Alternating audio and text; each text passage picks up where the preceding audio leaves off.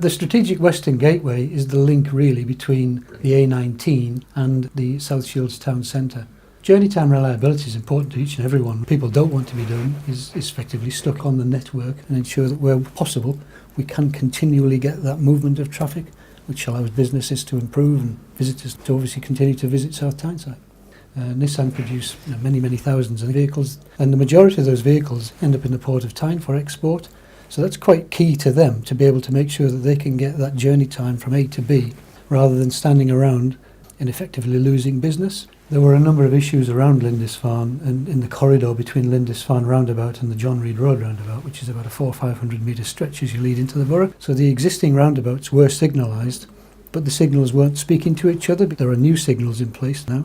There is a pedestrian crossing point that sits between the two roundabouts, which also is part of that network. The Arches Junction is in effect a roundabout. The problem with the roundabout is if you have a dominant flow of traffic, it prevents the other traffic from actually getting onto the roundabout. The benefits of having a signalised junction, you can hold the traffic in any direction that you want to. It now allows that flow to move more freely. And you can demonstrate through computer modelling that you can save 30 seconds, 1 minute, 2 minutes per vehicle. You multiply that by the number of vehicles, and then you multiply it by a known number. So the benefits in this case were something like 5 or 6 times greater than the cost of the scheme.